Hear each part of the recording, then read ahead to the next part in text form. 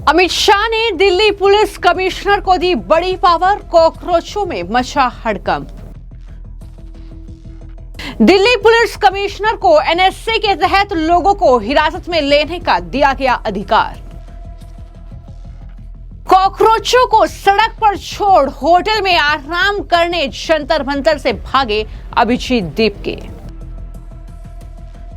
दिल्ली में कॉकरोच जनता पार्टी का प्रोटेस्ट चल रहा है, लेकिन इस प्रोटेस्ट के नाम पर हो रही सरेआम गुंडागर्दी हिंसा के बीच अब केंद्रीय गृह मंत्रालय ने बड़ा फैसला लिया है।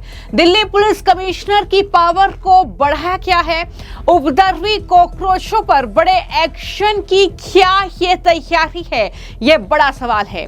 दरअसल गृह मंत्रालय ने दिल्ली पुलिस कमिश्नर को एनएसए के तहत अब प्रिवेंटिव डिटेंशन का अधिकार उन्हें दिया है, यानी एनएसए के तहत अब किसी भी व्यक्ति को हिरासत में लेने का अधिकार दिल्ली पुलिस कमिश्नर के पास है। 15 जुलाई 2026 को यह नोटिफिकेशन जारी हुआ और इसके मुताबिक 19 जुलाई से 3 महीने तक कमिश्नर किसी भी व्यक्ति को बिना चार्जशीट के हिरासत में ले सकते हैं। होम डिपार्टमेंट की तरफ से ये नोटिफिकेशन जारी किया गया है, जो आप स्क्रीन पर भी देख रहे हैं। केंद्र सरकार ने दिल्ली पुलिस कमिश्नर को नेशनल सिक्योरिटी एक्ट यानी एनएसए 1980 के तहत हिरासत में लेने की शक्तियां दी हैं।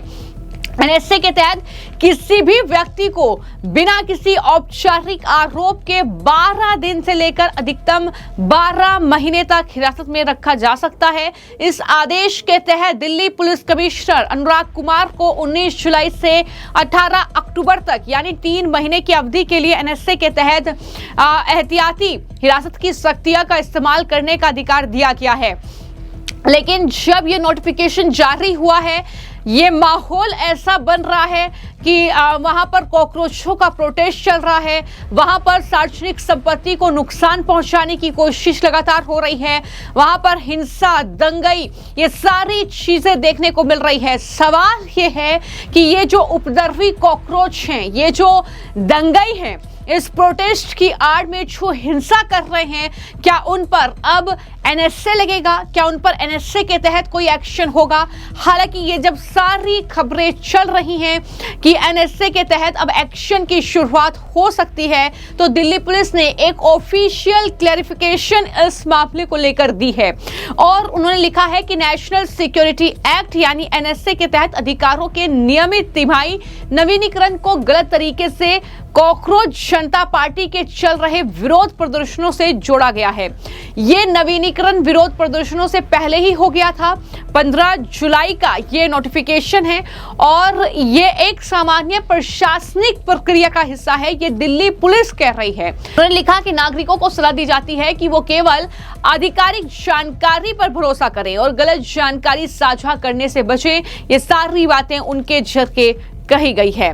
तो इस तरीके से इस पूरी नोटिफिकेशन को लेकर जो लगातार कहीं ना कहीं सोशल मीडिया पर तमाम लोग लिख रहे हैं कि क्या एनएसए के तहत कार्रवाई होगी, क्या जो है उपद्रवी है उन पर एनएसए लगेगा। तो इस नोटिफिकेशन से उस सीजीपी के जो प्रोटेस्ट है उसका लेना देना नहीं है, ये दिल्ली पुलिस कह रही है। हालांकि किस तरीके का एक्शन होगा ये देखना होगा, क्योंकि एफआईआर भी इस मामले में दर्ज हो चुकी है। जो प्रोटेस्ट हुआ, जिस तरीके से हिंसा हुई, उसके आड़ में पत्थरबाजी हुई, पुलिसकर्मी घायल हुए, इन सब के बीच सवाल बार बार उठ रहे हैं कि वहां पर जो प्रोटेस्ट कर रहे थे उन्होंने लाठियां खाई, उन्होंने पत्थरबाजी हुई, उसमें वो चोटिल हुए, लेकिन यहां पर अभिजीत दीपके जो है प्रोटेस्ट से गायब नजर आए उस वक्त। लेकिन अब एक बार फिर से खबर ये आ रही है कि अभिजीत दीपके के जरिए ही ट्वीट करके कहा गया है कि पिछले कुछ दिनों से उन्हें बुखार है और शरीर में तेज दर्द है, लेकिन पेन किलर लेकर वो काम कर रहे हैं। उन्होंने कहा कि अगर मैं आज जंतर मंतर पर ना दिखूं तो माफ कीजिएगा, मुझे ठीक होने के लिए कुछ घंटे आराम करने की जरूरत है। ये अभिजीत दीपके ने ये पोस्ट किया है जिसमें लिखा है। तो लोग ये कह रहे हैं कि क्या उन प्रोटेस्टर्स को वहां लाठी खाने के लिए छोड़कर अभिजीत दीप के फरार हो गए हैं। अभिजीत दीप के जब काउंटेबिलिटी की बात आई, जब कहीं ना कहीं जवाब देना होगा, जवाबदेही तय करनी होगी, तब वो वहां से भाग गए हैं। इस तरीके के लगातार कमेंट्स जो हैं उनके इस ट्वीट पर किए जा रहे हैं। लेकिन सवाल यही है कि वहां पर इस प्रोटेस्ट की आड़ में जो ये छात्रों का आंदोलन है, इसमें जिस तरीके की गुंडागर्दी हो रही है, जिस तरीके से उपद्रवी इसमें घुस गए हैं और वहां पर वो सीधा पुलिस को, सीधा जो आरएफ के जवान हैं उनको टारगेट कर रहे हैं, उन पर हमले कर रहे हैं और किस तरीके से कई पुलिसकर्मी घायल हुए हैं, उनके बयान सामने आए हैं। सुनिए उन्होंने क्या कुछ कहा है। ड्यूटी की तरफ जा रहा था, वहाँ पर बहुत भीड़ थी तो गाड़ी लगाने की जगह नहीं मिली मुझे। करीब 8 बजे के करीब जगह मिली मुझे हनुमान मंदिर रोड पर, जो ग्राउंड प्लेस से आता है मंगला साहिब की तरफ। मैंने वहाँ गाड़ी लगाई, उसके बाद मैं वहाँ से पैदल पैदल जा रहा था। बहुत सारे स्टूडेंट्स थे तो मुझे डर नहीं लगा ऐसा कुछ कि स्टूडेंट्स हैं, और मैं अपनी ड्यूटी पे जा रहा था वहाँ पर जंतर मंतर पर। जब संसद मार्ग पे सर वहाँ पहुँचा तो वहाँ पर करीब 2-2.5 हज़ार की भीड़ थी वहाँ। तो मुझे लगा कि मैं निकल जाता हूँ आराम से, मेरी ड्यूटी है, मैं जंतर मंतर बिल्कुल कुट्टी शॉप के वहाँ मुझे जाना था जहाँ पर धरना प्रदर्शन चल रहा है। तो मैं वहाँ निकला, उसके बाद वो लोग फिर एकदम से भड़क गए और मेरी तरफ आके बोले कि आंसू गैस का गोला छोड़ा है, हमारे पर हमला हो रहा है। तो मैंने कोई बात नहीं, आप आराम से रहो और मैं बात करता हूँ आगे जाकर। तो उन्होंने पीछे से सर मेरे लात मारी, घूंसे मारना स्टार्ट कर दिया। करीब 100-150 लोग थे जिन्होंने मेरे ऊपर हमला कर दिया, और उनके हाथ में लाठी थी, डंडे थे, किसी के हाथ में कोई कड़ा था, जैसे कोई कड़ा वगैरह था, कुछ छोटे छोटे चाकू टाइप से भी थे उनके, जो मारना चाह रहे थे। मैं उनसे बच रहा था, डिस्टेंस था थोड़ा सा, तो मैं भागा वहाँ से, फिर गिरा, उन्होंने मेरा पीछा किया और मुझे मारा सर वहाँ पर। तो उसके बाद मैं आगे जब भाग के गया आगे, वहाँ पर पुलिस टीम थी तो जिन्होंने मुझे बचाया सर वहाँ पर 2 एसीपी थे सर, 2 एसीपी और पुलिस स्टाफ था काफ़ी सारा, जिनको चोट लगी थी पहले ही, मेरे से पहले अटैक हो रखा था वहाँ पर। तो वो लोग उनकी गाड़ी में फिर मैं आर्मी हॉस्पिटल गया सर। सीनियर अधिकारियों को कोई चोटें आई हैं? हाँ सर, सीनियर अधिकारियों को भी चोटें आई हैं सर। मुझे पता नहीं था कि वहाँ पर सर इस टाइप से अराजक तत्व आ गए हैं सर, वहाँ पर असामाजिक तत्व हैं सर। ये स्टूडेंट्स नहीं हैं जो ऐसे सर पुलिस की वर्दी को देख के, या सीआरपीएफ वालों को भी मारा है उन्होंने, तो वो उन लोगों को टारगेट कर रहे हैं जो वर्दी में हैं। नहीं सर, ये स्टूडेंट्स नहीं है सर, ये सारे तो हैं असामाजिक तत्व हैं सर। ये आपकी बात जो घटना घटी तो आपको कहाँ ले गए सर? मैं मुझे वहाँ से आरएमएल हॉस्पिटल लेके गए सर, और आलम हॉस्पिटल के वहाँ पर से मेरा इलाज चला सर पूरा। ये रात में किस टाइम की घटना है सर? ये 8:15 के करीब की बात है सर ये। हाँ सर। उसके बाद आप लोग लेके गए थे? हाँ सर। आपकी आंख में कई जगहों पर चोटें हैं, पूरा ब्लीडिंग पूरी गई थी?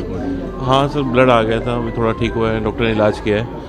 और सर में कई जगह चोट है सर। तो उन्होंने जो मारा है जिस डंडे से, और उनके शायद उनके हाथ में कड़े थे जो उन्होंने उनको हथियार बना लिया, कड़ों से मारा है। और दूसरी जगह आपकी बॉडी में डंडे लगे हैं सर, पीछे डंडे लगे हैं, ये ब्रोजेस है सर, ये ना, ये है, पैरों में भी है, दोनों पैरों में घेर के मारा है सर उन्होंने ना। एक्चुअली ये प्लानिंग से वो कर रहे हैं। वहाँ पर बहुत सारे जो लड़के हैं, ये स्टूडेंट्स नहीं हैं सर, वो प्लानिंग से घेर के मार रहे हैं जो भी वर्दी वाला दिख रहा है, चाहे वो रैपिड एक्शन फोर्स हो, चाहे पुलिस वाला हो, चाहे वो सीआरपीएफ वाला हो, उनको देख के मार रहे हैं सर।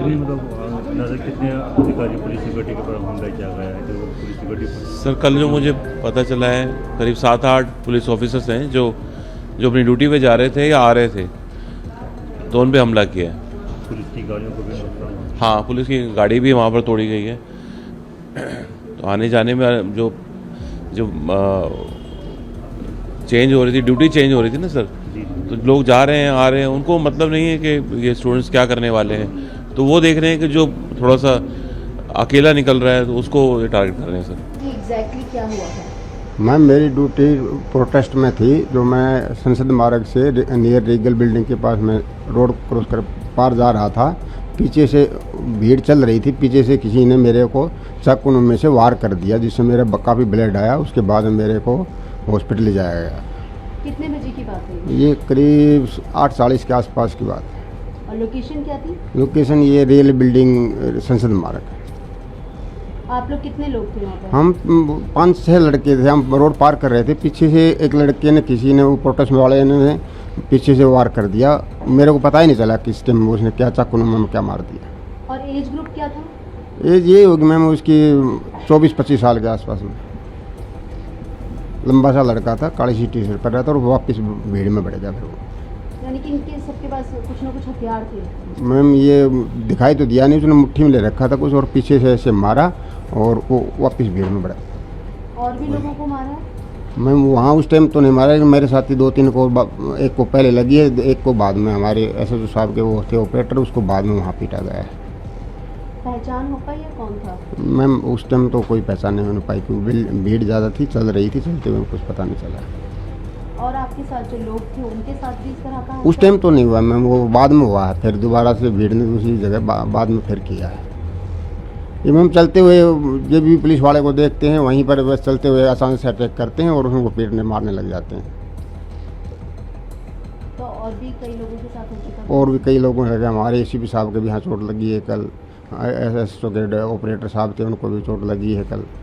एक लड़का और था हमारे मन, उसके भी यहाँ, उसको भी काफ़ी चोट लगी है, हाथ उसमें चोट लगी उसके भी। ये अलग अलग जगह पर लगी, जहाँ उसको अलग अलग वार जाता है, अलग अलग टाइम से। यानी कि जो भीड़ में जो लोग मौजूद हैं उनके पास हथियार? हाँ, उनके पास में है। हम कुछ न कुछ चाकू में कुछ देते, धार वाले कुछ न कुछ लेके चलते हैं, और वो अचानक से वार करते हैं और भीड़ में घुस जाते हैं। स्टोन पेल्टिंग भी हुई थी, पत्थर भी थे? हाँ, चोट आई है? पत्थर भी की चोट पहले आई है, हमारे साथियों को कईयों को पहले लगी। तो फिलहाल यही तस्वीर जो है दिख रही है, लेकिन सवाल यही है कि क्या दिल्ली पुलिस कमिश्नर को जो पावर दी गई है, क्या वो वाकई प्रशासनिक प्रक्रिया का हिस्सा है? क्या ये रूटीन है, या फिर वाकई इन उपद्रवियों से निपटने के लिए ये बहुत अहम कड़ी साबित होने वाली है? यह अब आने वाले वक्त में देखना होगा। फिलहाल आपकी इस खबर को लेकर क्या राय है, हमें कमेंट बॉक्स में जरूर लिखें। धन्यवाद।